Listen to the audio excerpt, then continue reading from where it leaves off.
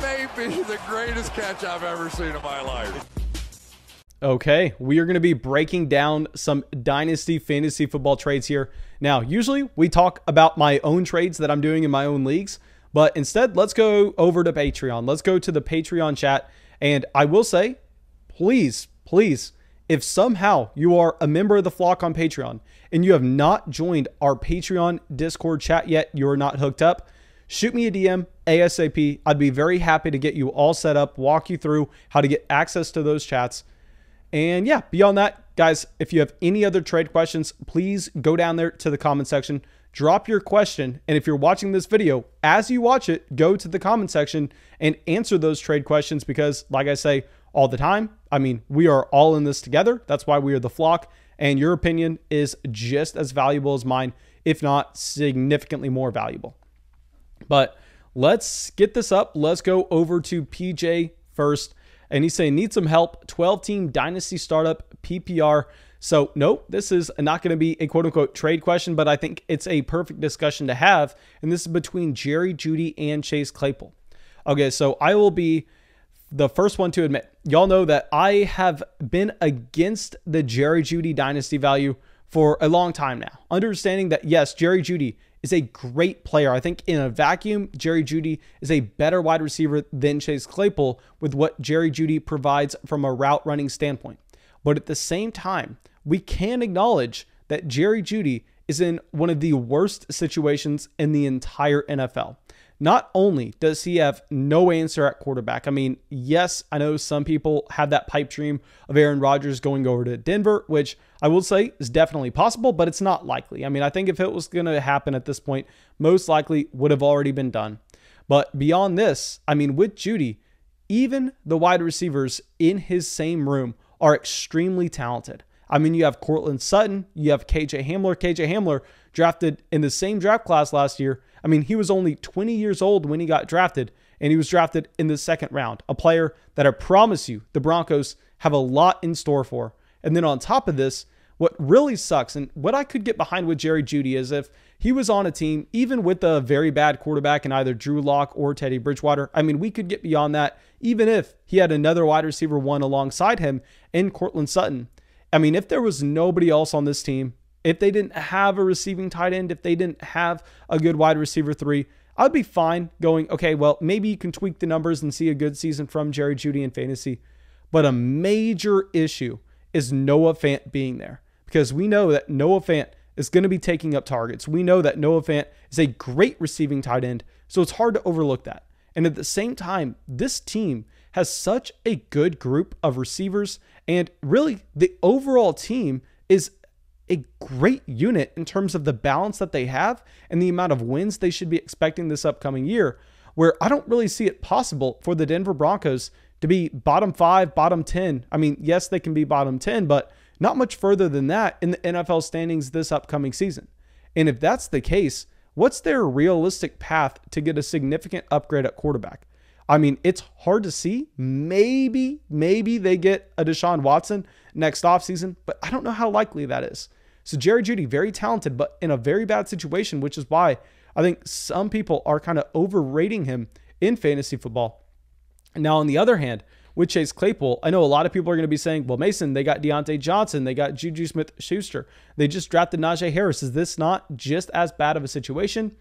And I will say that, yes, I understand Ben Roethlisberger is 10% of the quarterback he used to be. Ben Roethlisberger is a bottom 10 starting quarterback in the NFL right now. I mean, a very bad player if you were trying to have a high volume passing offense. But at the end of the day, he's definitely better than the combination of Drew Lock and Teddy Bridgewater. And to go along with this, you have Juju Smith-Schuster as a free agent this upcoming offseason. You have Deontay Johnson only with that team for one more year after this one. And in the case of Chase Claypool, he had a significantly more impressive rookie season compared to Jeudy, and he did that with both Deontay Johnson and Juju Smith-Schuster being healthy. So if we look at Claypool, he had a better rookie season with both Juju and Deontay than Jerry Jeudy, who literally didn't even have Courtland Sutton there.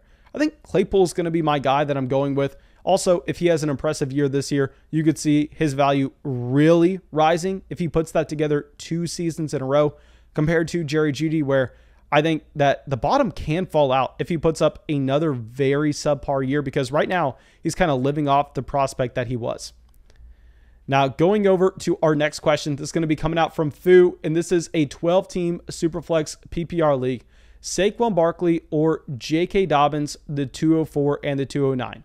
So I'm just saying Saquon Barkley because we're not including the 4th round pick, guys. 4th round picks are literally meaningless, especially when you're moving giant assets like this. So it's essentially Barkley or J.K. Dobbins in 2 seconds. And here, the answer is easy for me. We're going Saquon Barkley. Now, we actually just went through and wrote about this in depth with our 2021 fantasy draft guide, and that I think Lamar Jackson is very bad for running back production. And that, yes, he can easily come through and provide these running backs with an insane efficiency mark based on the holes that he opens up by just his presence. Because we know when he goes to hand the ball off to J.K. Dobbins, we've talked about this a million times before, but opposing linebackers, they can't crash in on Dobbins because they have to worry about Lamar Jackson having a read option and taking it off the edge. That's a real concern. And what that leads to is both J.K. Dobbins leading the NFL in yards per carry last year, and at the same time, Gus Edwards being top 10 at the running back position in yards per carry as well. So understanding the impact that Lamar Jackson has in that asset of the game is definitely important. But what's even more important is understanding how he limits his running backs in other opportunities. And that is going to be the most important thing in fantasy, which comes to targets out of the backfield for the running back position and usage in the red zone.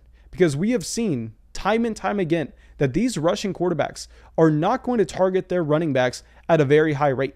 I mean, we have seen this with Lamar Jackson over the past 2 seasons, in which the Baltimore Ravens have been second to last each season in the amount of targets going to the running back position when Lamar Jackson is starting. So that is a massive hit in a PPR format to a J.K. Dobbins. And at the same time, we know that while, yes, these rushing quarterbacks are going to make their running backs look a lot better than they probably are, we know that they're going to be taking and vulturing touchdowns at the goal line. We saw this a lot with Kyler Murray last year, taking them away from Kenyon Drake. We saw this with Josh Allen, taking them away from both the combination of Devin Singletary and Zach Moss. Now in Baltimore, J.K. Dobbins actually got a little bit lucky with his touchdown volume based on the amount of carries that he had, but that should regress this upcoming season. So while Dobbins can take a step forward, I mean, he simply doesn't come close to the amount of upside that Saquon Barkley possesses. Because Dobbins was a mid running back 3 last year. And yes, I understand he was a rookie. I understand he's going to get significantly better. But I think that improvement is going to be leading him to be a mid running back 2. And without the targets there, he simply doesn't have access to that top 3 ceiling. And Barkley's still on his rookie contract. Don't have to worry too much about the long-term value there either. We're going to go Saquon Barkley. Okay, so now our next one is going to be Nick saying, got offered the 201 and the 312 for the 101 in a Superflex startup start 11. How much more should I ask for reasonably? And to be completely honest here, man, I'm not asking for really anything more. Because you go through and you look at the 101, we know is Patrick Mahomes. But beyond that, if we pull up who would have been available at those picks, at the 201, you could have had your selection between Russell Wilson, Cam Newton, Travis Kelce, Trey Lance, Najee Harris, George Kittle, Alvin Kamara, DeAndre Swift, Antonio Gibson. And at the 312, I know on the screenshot it shows Darren Waller, but we have to understand that this is a flock draft. I will be the first one to admit that flock drafters are significantly better than the competition. I mean, if you're in a flock Patreon startup draft, you're playing, I don't want to say with the best of the best, but pretty much every guy in here is significantly better than the average Dynasty player. So while DK Metcalf, CeeDee Lamb, Stephon Diggs, Clyde Edwards-Helaire, J.K. Dobbins, A.J. Brown, Tyreek Hill all go right before this 312 pick, I mean, I think in a regular startup, you have a decent shot at any of those running backs or wide receivers falling to you. And if that's the case, if you can end up pulling Cam Akers and Clyde Edwards-Helaire for Patrick Mahomes, honestly, I like that. I like that trade, as crazy as it sounds. So, of course, if you can get by asking for the 7th round startup pick as well, just as a counter, then sure. But I think if we were just going through and looking at the players that will be available at those picks, that's a completely fair offer to just go ahead and accept. Now let's bring up Girthquake real quick. Got to give him a massive, massive shout out. Someone making us a big time sign for a new studio that will be in by the end of the month. And yeah, I'm very excited to see how that sign turns out. I'm excited to have that new studio, but thank you, my man. And yeah, let's dive into this. He's asking Saquon Barkley and Julio Jones versus Joe Mixon, Jamar Chase, and Mecole Hardman, 12-team Superflex League. So I'll say Mecole Hardman, while I definitely like him a ton in Dynasty, he's not too impactful here. I think definitely looking at the other pieces is going to matter a lot more. And in the case of Joe Mixon, I love him in redraft. I mean, Joe Mixon, I think, can actually have the best season of his career this upcoming year with Giovanni Bernard gone, with this being the best offense he's ever played in. He's most likely going to get the most touches, have the highest efficiency. So yeah, Joe Mixon, love him in redraft. But the problem is, if you look at his contract, there's really not that much guaranteed money beyond this season. So I have to be worried just slightly because we know with those veteran running backs, I mean, the value falls through the floor very quick. Now, on the other hand, I mean, you are getting Jamar Chase, a cornerstone Dynasty asset, or a wide receiver 10 in Dynasty. Julio Jones obviously does not come anywhere close to that. So this one is extremely close. Like, I almost didn't put it on this video just because I didn't want to have to give an official takeout here. But I think we actually go with the combination of Jamar Chase and Joe Mixon, even though I love Saquon Barkley. I think just going with those cornerstone assets is most likely going to be the better call. Okay, so now let's go over to Thomp, and this is one of the easier questions we were going to answer. You can see, based on the Patreon chat, everybody's slamming in on side A. Okay, so he is asking for a rebuilding Superflex tight end premium half PPR format. Should he be going with Deshaun Watson, or on the other side, Robert Woods, Logan Thomas, and Andy Dalton? Now, this is obviously the easiest question we're going to answer. Go with Deshaun Watson here. I mean, we have said this time and time again, but the Deshaun Watson discount in Dynasty, you need to be taking it right now. You need to be going out there and seeing what the cost to acquire is, because A, we haven't even seen him ruled out for this upcoming season. Now, of course, that's the baseline expectation right now. The baseline expectation is that Deshaun Watson does not play this upcoming season. But with Watson, we go, okay, let's just say he is ruled out for the entire 2021 year, and then he comes back in 2022. Where should he be valued in Dynasty?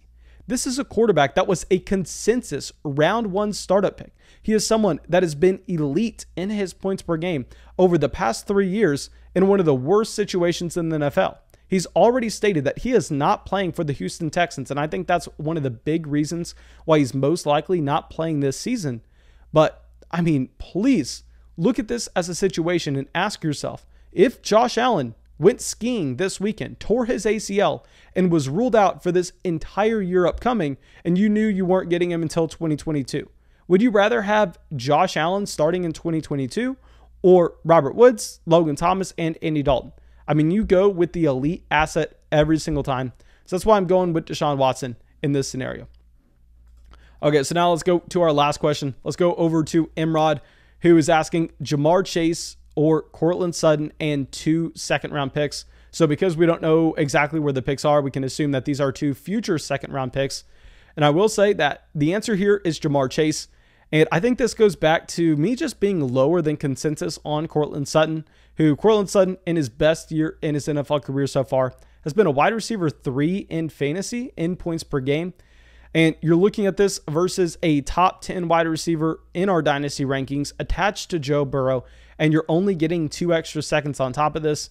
So maybe if this was a guaranteed 201 and 202 in this year's draft class, and we knew that we could come away with Rashad Bateman and Elijah Moore in a Superflex format, then yeah, we go with Sutton and the seconds. But assuming that these are random future seconds, we don't even know if it's Superflex or not, I think Jamar Chase has to be our answer.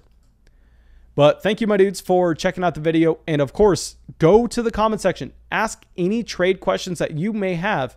I'll go down there, try to answer as many as I can. And also, if you just got done watching this video, don't just exit out of it. Pause it real quick so you can scroll down and you can reply to other people's questions, because I want us all to be working together. Like I said at the top, I mean, Flock Dynasty drafters are significantly better than the average. And I think it's because we work together. We kind of test each other out and try to push each other into making the correct decisions. So please go to the comment section, answer some other questions And yeah, that's all I got for y'all. Drop a like, subscribe, and I'll see y'all with the video tomorrow. Thank you so much for everyone joining the flock in Will, Wesley, Ethan, Sabres, Jonah, Austin, Andrew, Doug, Brandon, and Adam. Thank you so much, my dudes.